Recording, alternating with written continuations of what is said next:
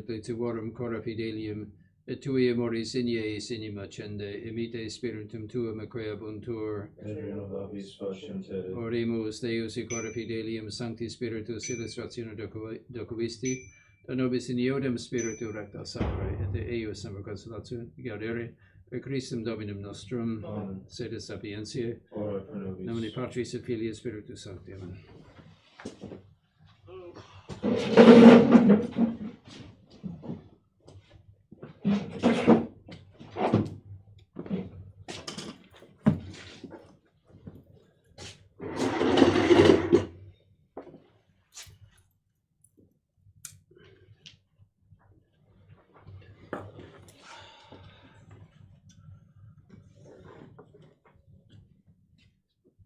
Okay. We are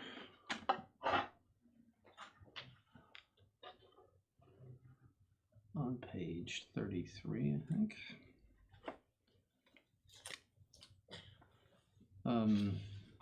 So we're looking at the motives of credibility that are intrinsic to the religion.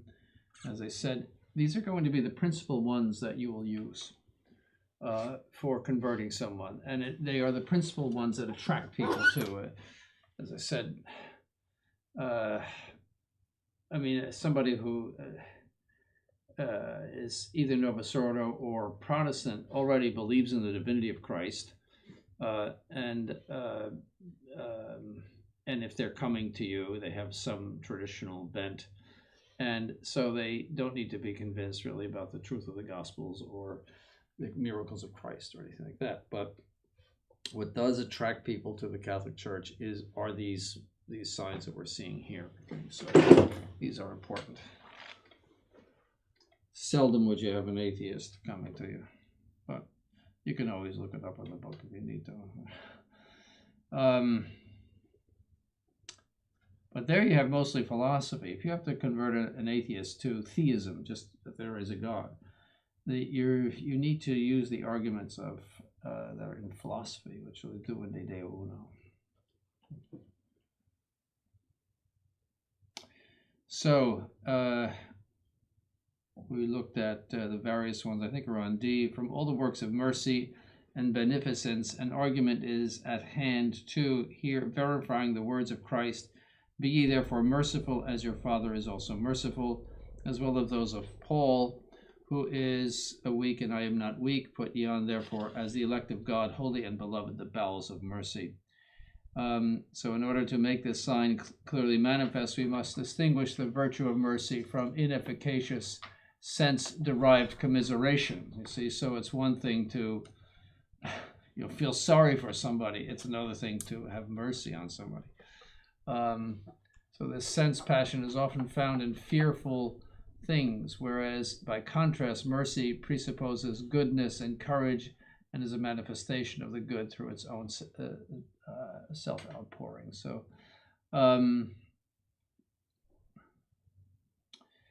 if you go down to the hence in the annotations to the preconciliar schema of the First Vatican Council, we read, solely to the Catholic Church pertains the everlasting continuation of the motives of credibility found in the marvelous propagation and preservation of the Christian religion in the same effects which are both certain and worthy of admiration, exceeding all natural causes. So, all right, so the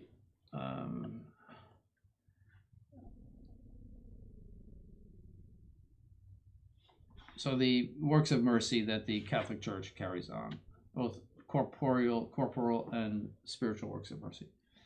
Go down to Catholic unity. A new argument is furnished by the Catholicity or universality of a religion on the side of its material cause or members, as well as by its unity on the side of its formal cause. It is suitable in apologetics to draw these two marks of the Church into one, inasmuch as unity is all the more miraculous to the degree that the Church is more universal. So the fact that everyone in the whole planet, dispersed throughout the whole planet, believes the same thing, everything is the same in all their beliefs and customs, as far as religious customs, liturgy, etc. that is marvelous. And even today, I mean, even among what you call traditionalists, you see that same thing. They all believe the same thing. It's they might dispute over things that are not pertaining to faith, but but as far as there's no difference of Catholic faith, so and that's all over the world.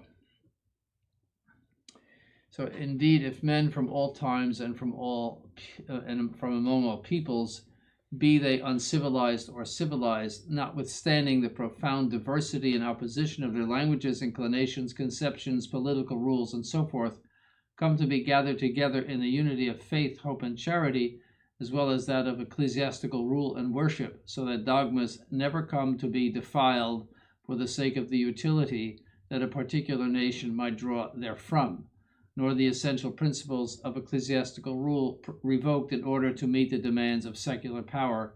This is a sign of God's intervention. For he alone can produce and preserve such intimate unity in the midst of such diversity.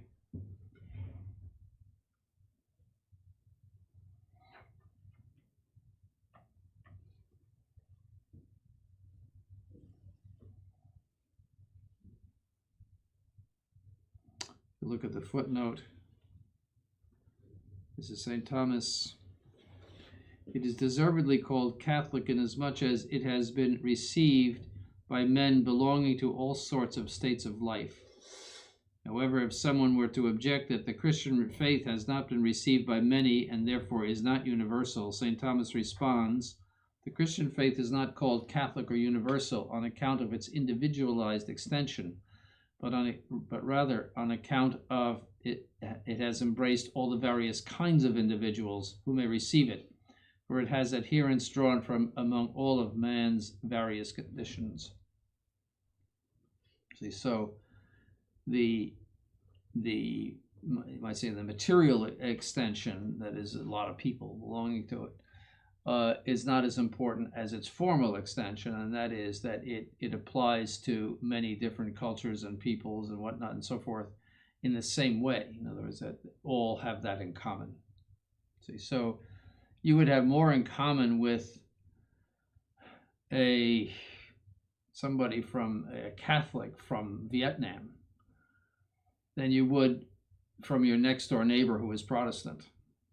So in other words, you would have much deeper similarities with somebody who perhaps could not even speak English, but the similarities would be much deeper than, say, the fact that you live next to each other and just happen to be there, and you might like the same flowers or something like that. You see, in other words, the commonness is very low in that. You see, and well, yes, we're both Americans and so forth, but that's relatively low on the scale. The Catholic faith is very, very demanding interiorly, and therefore it's much harder to be Catholic, you might say, than to be your own nationality or to have something in common with other people. So, all right, we saw that. Oh, excuse me. This is made even clearer by considering the variation existing among the diverse sects that are not able to grow in extent without their dogmas coming to be defiled, and also without allowing themselves to be unduly subordinated to secular powers. So the Protestantism is a very, very generic thing. It does not have what you call unity of faith. It doesn't have Catholicity. I mean, even now they're going through even more splits because of all of their own form of modernism. And so in the Church of England, I can't figure it out. They've had these female bishops for years in the Church of England. Then one of them gets to be the Archbishop of Canterbury, and they're all upset about it. They've had women priests and women bishops for years, probably decades. What's the difference? So, but you see, there's not a unity of faith there because it's impossible because of private spirit. In other words, that you can decide what you want to believe and what you think is right, and so the commonness falls apart very, very easily. And also many of the, for example, the Protestants were, in the beginning at least, unduly subordinated to secular powers. I mean, the local German prince was in charge of the church there, in those little towns and little, those tiny pieces of land in Germany and all. The Orthodox are totally subdued to the secular powers,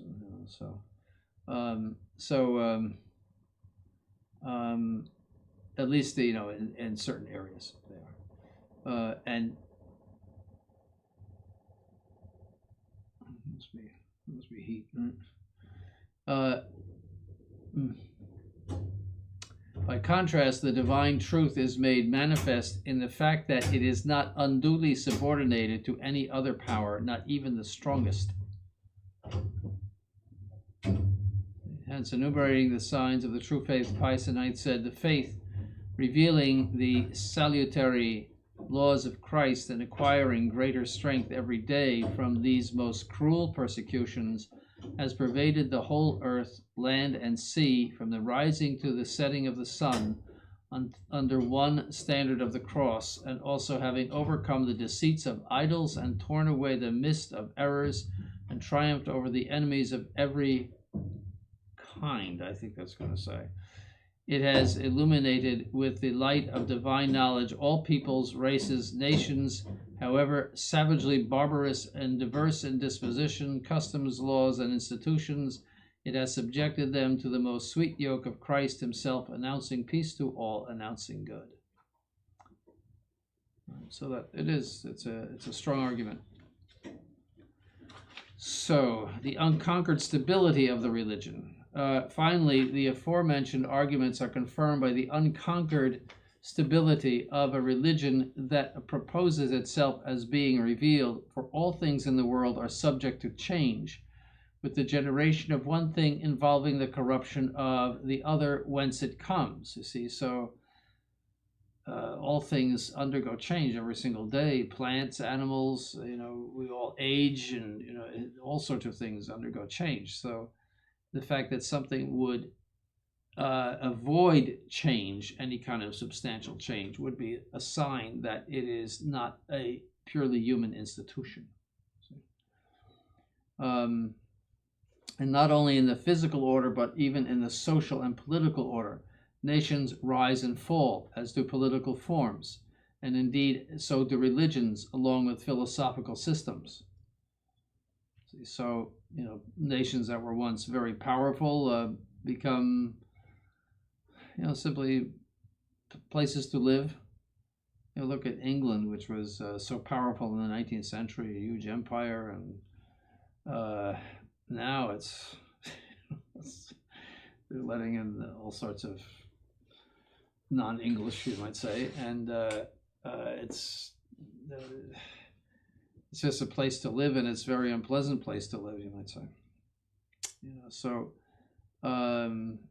France too. I mean, that was they've pulled back from eminence, you might say, lost their empire, just lost their religion, lost a whole bunch of things. So the religions rise and fall. The Protestants are the mainline Protestants are going down the tubes right now. They are closing a lot of churches. You see a lot of them for sale, and they just are not attracting their people anymore. So philosophical systems, some Hegelianism in the 19th century was it. That was it. If you were anybody, you would be a Hegelian now. Nobody knows who Hegel is. You have to study it, and nobody cares. You see, it's a constant flux. All things gradually spring forth, flower, and then come to their end, just like flowers do. You know, they look very nice and then they flop. For the fashion of this world passeth away. Hence, many today are concerned with writing about the history of religions, presenting the tale of their formation, development, and downfall. It's true. By contrast, if only one religion remains the same, indefectible and unconquered in its stability, notwithstanding the countless hindrances and causes of ruin it may have suffered, if it is preserved without changing its dogmas, precepts, or authority structure, meaning papacy and the hierarchy, above all, if it remains living in the midst of its immutability so that it forever renews itself. If, for example, there is growth and abundant progress in understanding, though in the same dogma, meaning, and judgment. So, in other words, even the changes that it does undergo is always non-substantial, and it always has that absolute unity of faith and practice, and as far as essential practices and so forth. I mean, yes, you could you could change fasting laws or something like that, but again, this does not pertain. You cannot make this argument with the Novus Ordo, and so people have to do a little bit of studying about the stability of the church up to the time of Vatican II, and that we don't regard these people as really representing the church. So, that the same immutability and same Catholicity is present in those who are retaining the true faith. Then all of this stands as a sign of its divine origin, here bearing witness to an extraordinary participation in the divine immutability, which is not a death-like immutability, but, for example, a rock is almost immutable, but rather a living one. You see, it's a flower that doesn't fade. In such a case, we have a verification of Christ's words, "Heaven and earth shall pass, but my words shall not pass. And I say to thee, thou art Peter, and upon this rock I will build my church, and the gates of hell shall not prevail against it." Notice that word prevail. That doesn't mean there won't be a battle. See, the word prevail. He doesn't say, and the gates of hell will be kept away from it. They won't prevail, which indicates a very strong attempt. There's a warfare and a crisis, it's something that could go either way, so to speak. Prevail against it, but that doesn't mean they're going to stay away from the gates. And in the words of the Psalms, God is the one who satisfieth thy desire with good things, thy youth shall be renewed like the eagles. By contrast, false religions and sects remain either lifelessly in a death-like immobility, as is found in Islam, or in a state of perpetual variation through continuous accommodation to the undue demands of the age, tending likewise to naturalism or the denial of religion, as is clear in the case of Protestantism. So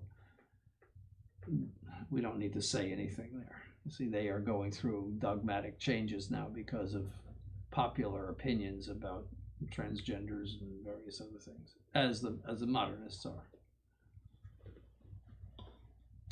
Conclusion: all of these motives intrinsic to religion, taken together, provide us with an irresistible argument.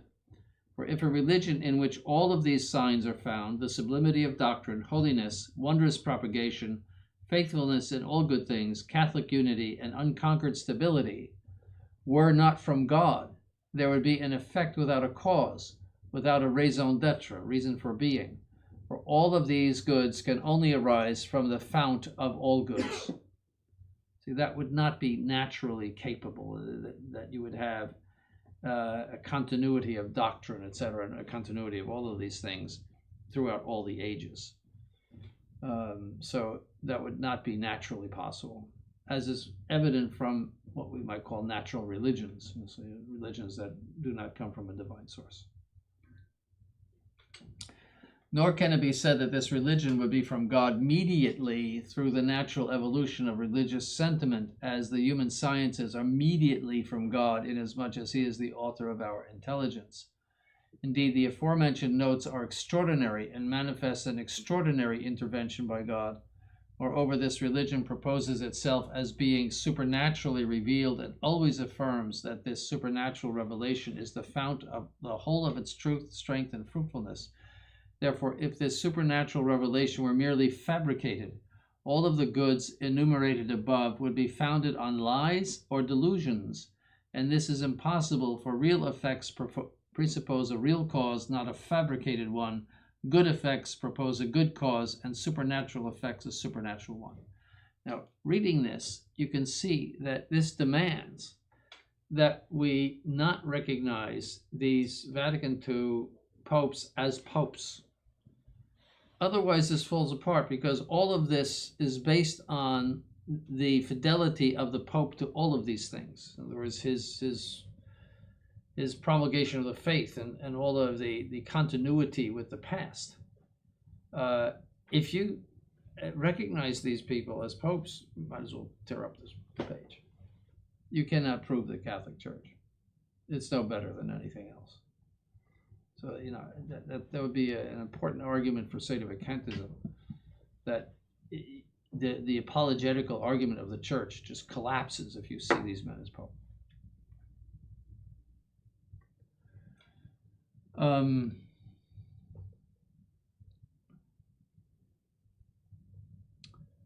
So, finally, nor must one say that all of these goods come from natural religious sentiment together with error or delusion, for by reason alone it is clear that the omnipotent God, who is infinitely good, truthful, just, and provident, cannot permit all of these signs and goods to be found in some religion proposed as being revealed by God, without, however, in fact having been revealed by him. God cannot permit mankind to be invincibly deceived in those things that are necessary for salvation. And he would permit this if all the aforementioned signs were joined together in conjunction with a fabricated revelation. If he somehow anointed with all of these signs something that was false. See, God cannot be a witness to falsehood. Hence, even if no sensible miracles existed,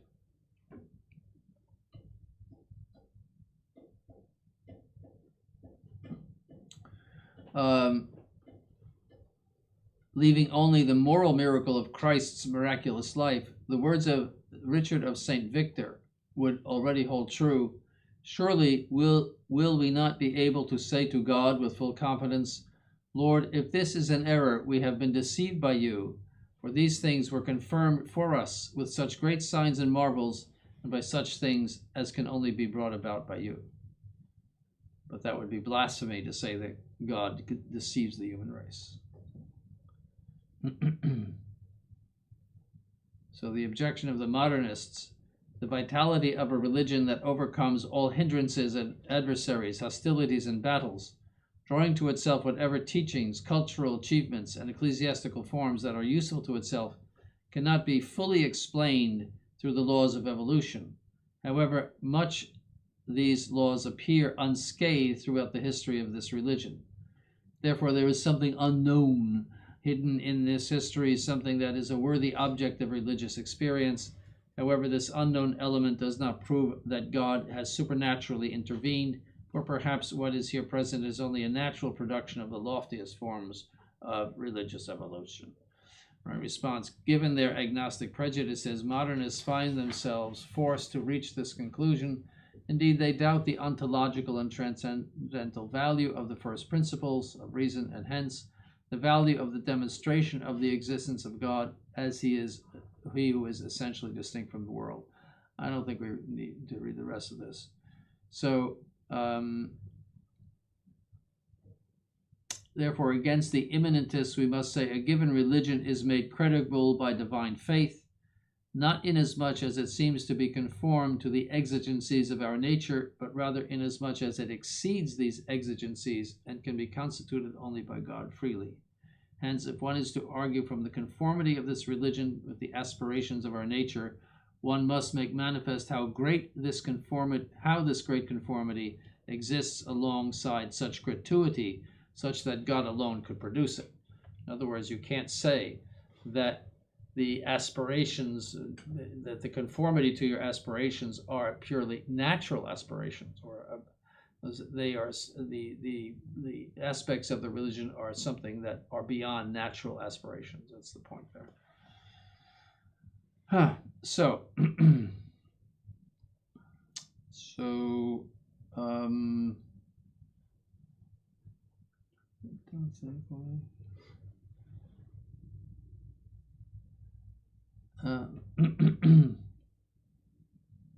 So skip to internal motives are per se subordinated to external motives. So the internal motives are the conformity to our religious aspirations.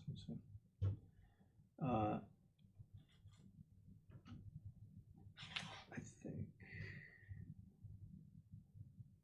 no, they were talking about motives internal to the religion here. We're not talking about purely internal motives. This is so because our aspirations are subordinated to the religion in which they are fulfilled, as intelligence is subordinated to objective truth or being. Okay, so there is certain tenets of natural religion that we can reason to, and the Catholic Church and Catholic teaching is something that coordinates with those things.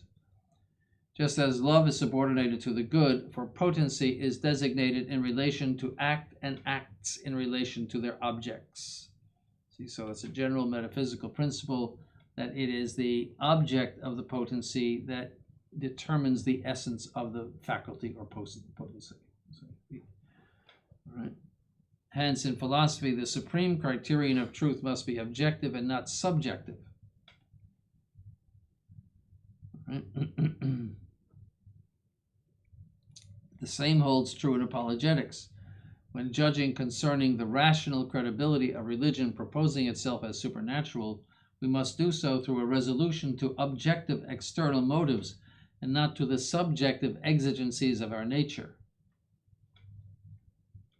Moreover, if this religion is truly supernatural, it exceeds these exigencies and arouses loftier aspirations in us.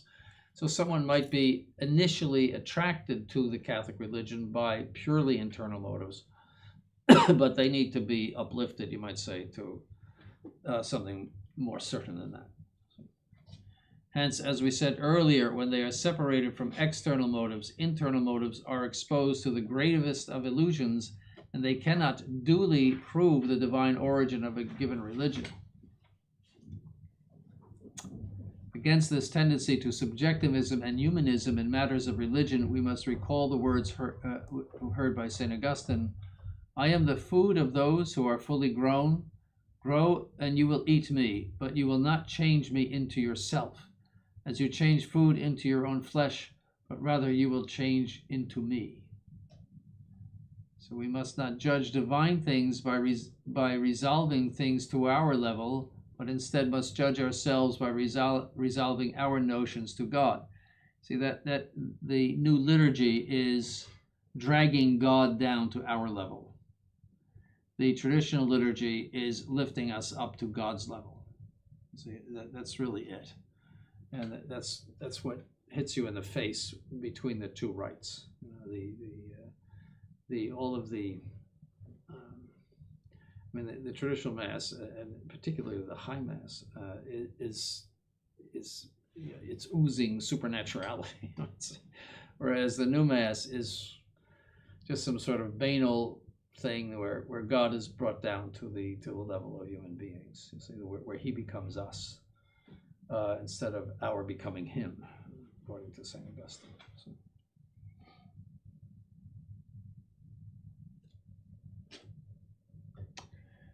This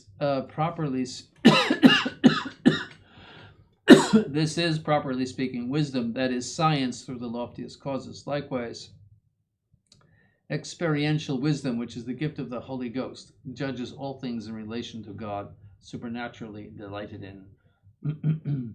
Nonetheless, the internal motives drawn from our aspirations dispose the subject who does not yet believe, so that he may consider the other motives, what I just said. So that might be an initial attraction. For example, Dr. Kumaraswamy told me that when he was at Harvard, I said, how did you become a Catholic? He said, by Gregorian chant. There was some sort of group that was doing Gregorian chant at Harvard University. I don't know. And for what reason, I don't know. But he said that there was something about it that drew him to the Catholic faith. Now, you see, that's not sufficient because you like Gregorian chant. But it can be a source of, you sense that there's something very different about this religion, and something that is chanted by its nature is very supernatural. So, but that's what he told me. He said Gregorian chant. He was a Hindu. It doesn't take much to come back from Hinduism. They have some unbelievable number of gods. I mean, it's like God for everything, and it's nothing is true, or because everything is true. It's a very bizarre religion. So, and then you have to worship the cows and all that stuff.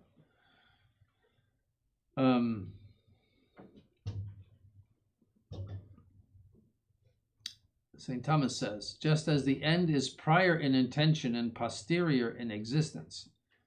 You see, if you decide I'm going to drive to Philadelphia, the Philadelphia is prior in intention, so it's first, but it's posterior in existence.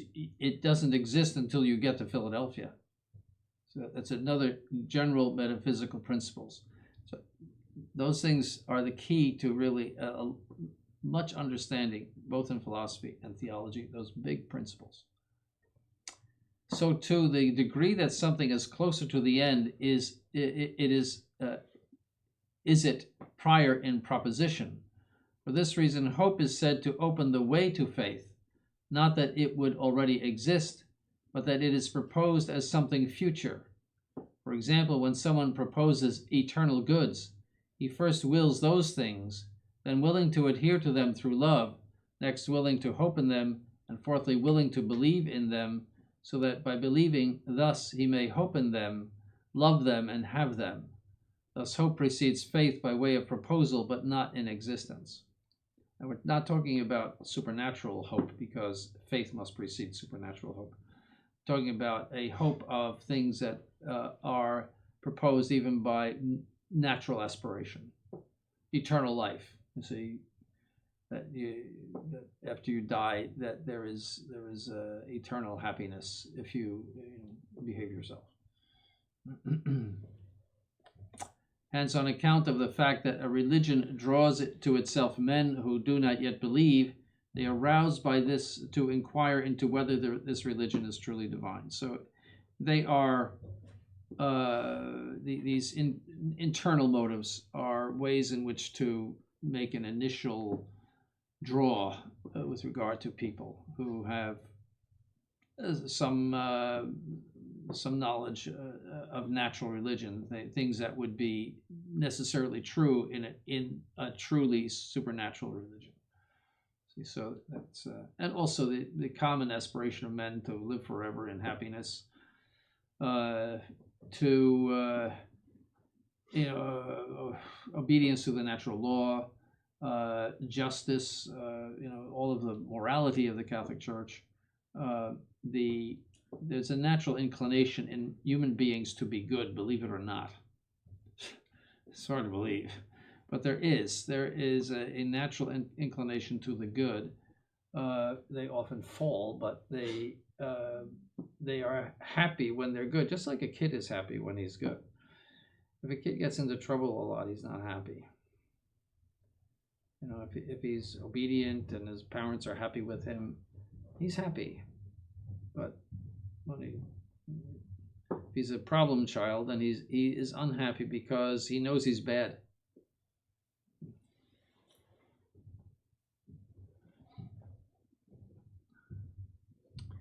However, afterwards, internal motives drawn from the fulfillment of our aspirations confirm other motives. So I don't think we need to read all that.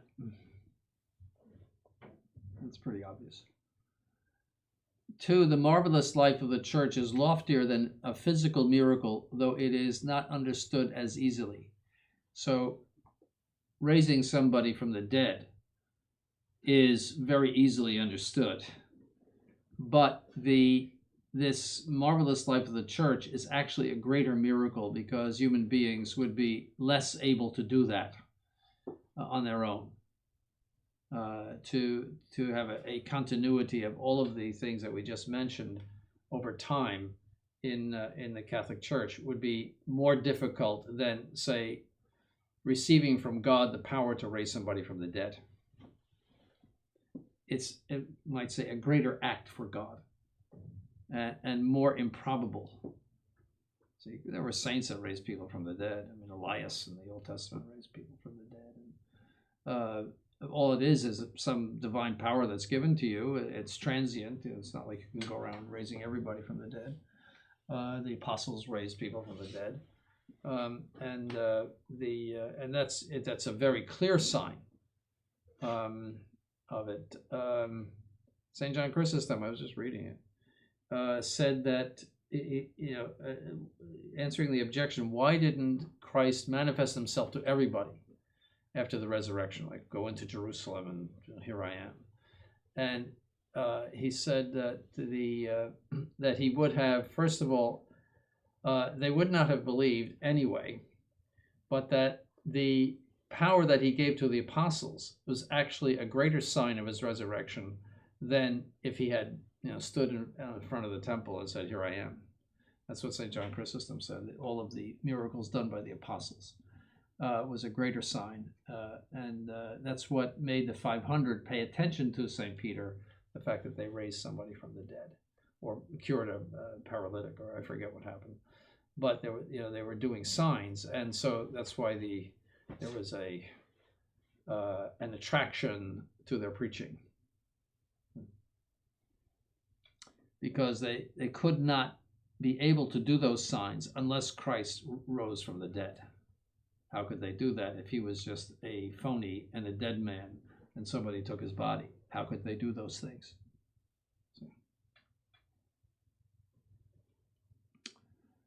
So indeed, as Aristotle says in the Metaphysics, the supreme causes of things are those that are the most intelligible, and they are known by men with the greatest of difficulty, for they are utterly remote from the senses.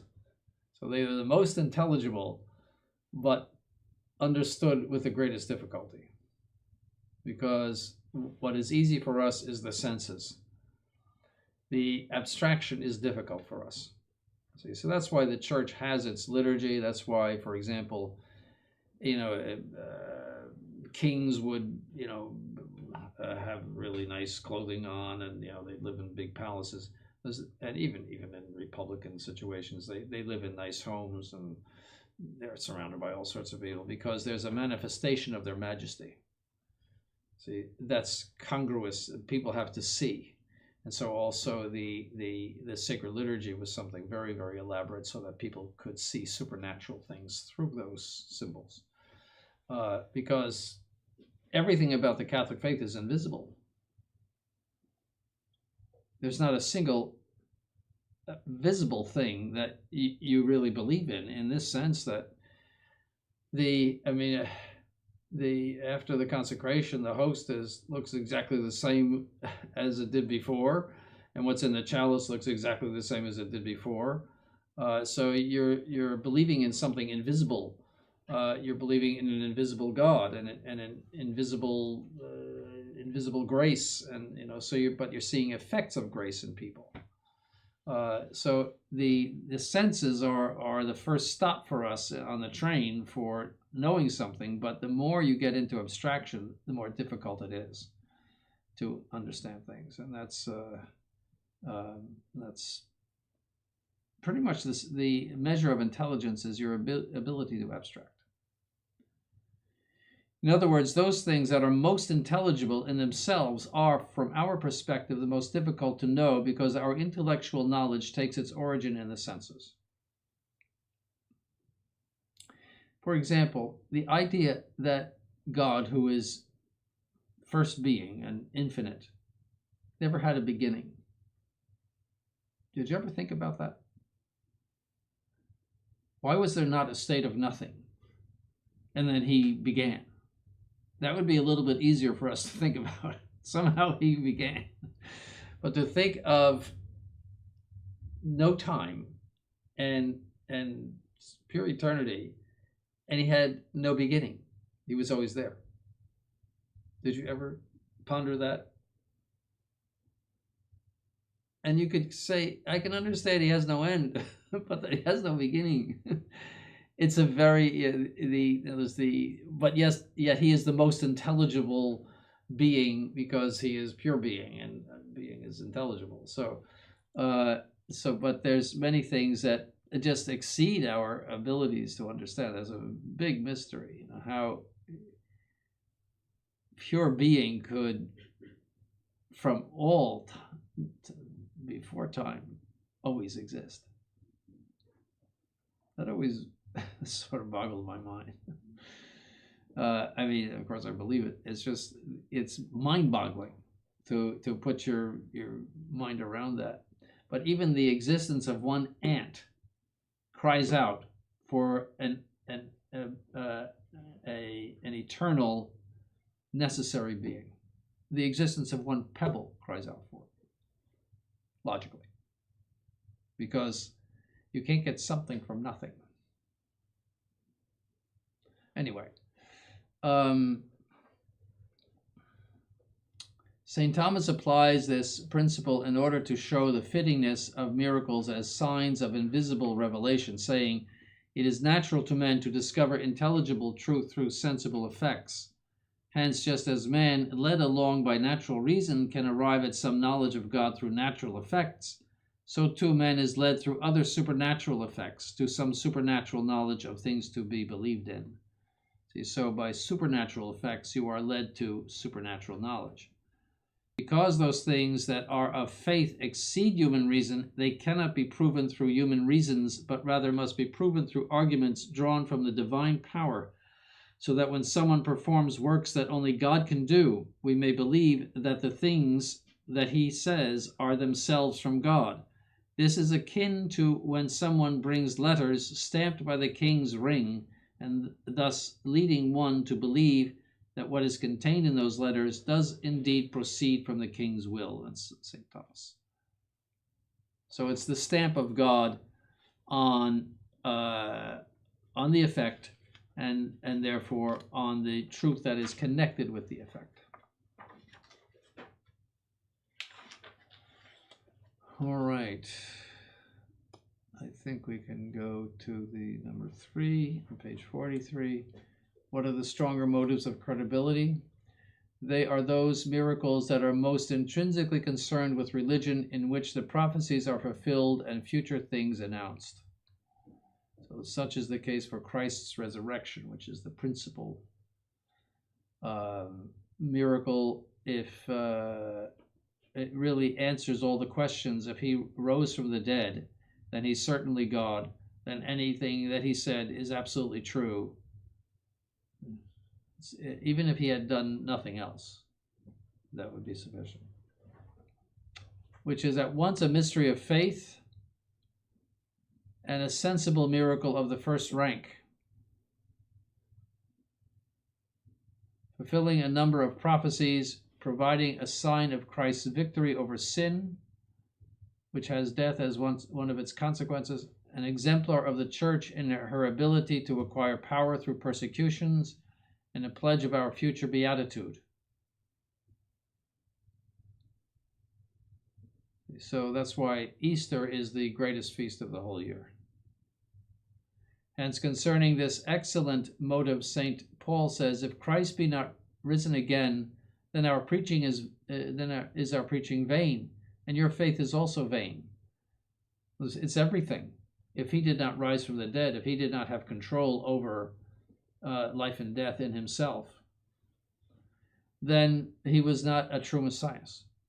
Then yes, everything we're believing is false. If Christ had not been victorious over death, he therefore would not have been victorious over sin, the wages of which are death. The principal effect of original sin is the sentence of death. However, on account of its perpetuity and from our perspective as we now live on earth, the marvelous life of the church exceeds Christ's resurrection as a motive of credibility. Indeed, in her, an effect of the resurrection is made manifest. Christ conquers, Christ reigns, Christ commands. See, so, somebody is actually, in other words, the assistance of God to the Catholic Church exceeds even the resurrection as a motive of credibility. Resurrection happened 2,000 years ago. Somebody could say, well, so remote, and were there enough witnesses and so forth. But you can't discount the motives of credibility of a living church that endures with all of these qualities.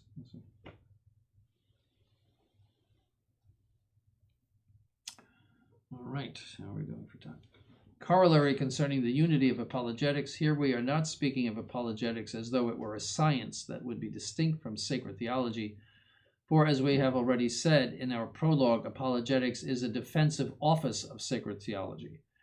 It is a prologue of sacred theology, giving all of the motives of credibility of why we should believe what we're studying in sacred theology, which defends and explains revelation, likewise deducing conclusions from revealed truths.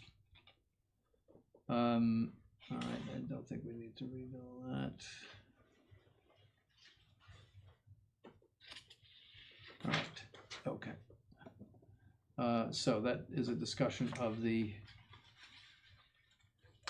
motives of credibility in themselves, taken abstractly, you might say, and now we're going to see the motives of credibility in particular. So the first one is miracles, and we're not going to start that today, so start that the next time. And this is important too, you have to think of all the people you're going to talk to. This guy loves the word methodology, and I'm trying to find the fifth. He translated this from the 5th edition. I'm trying to find it. I'm sure he said method. I can't stand that term. I think I told you. Methodology is the study of method. Method is the method. It's not methodology. They love that word.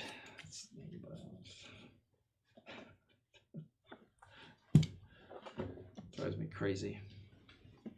All right, that's it for today, for this course.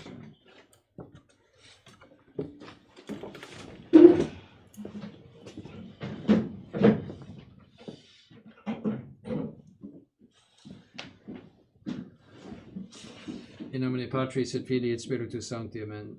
Sub tuum praesidium confugimus sancta Dei genitrix nostris deprecationis et despicias in necessitatibus, sed a periculis cunctis libera nos semper, virgo glorios et benedicta. In nomine Patris et Filii et Spiritus Sancti, amen.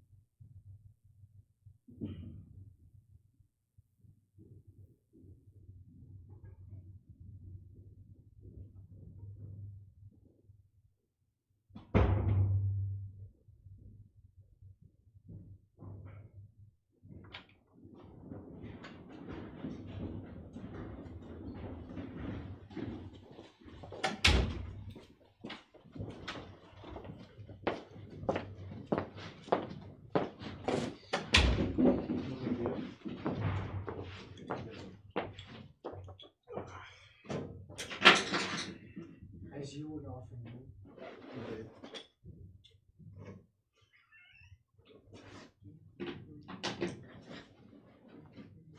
I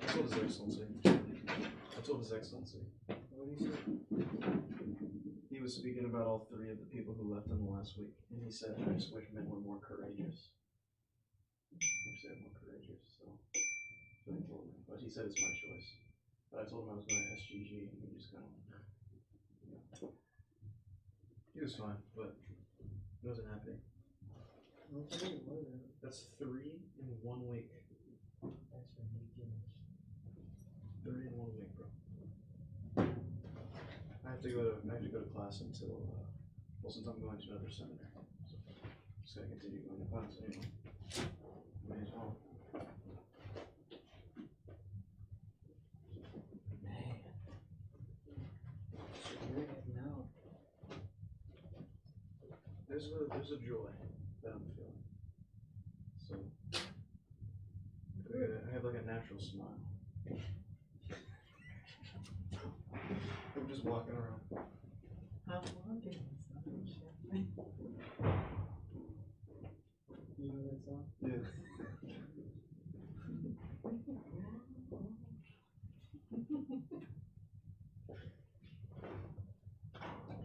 Where do we end off? We were about to start the exercise right now. Oh, it's over. So did you do any of the exercises? I did both drills. That's all I did. We weren't assigned anything.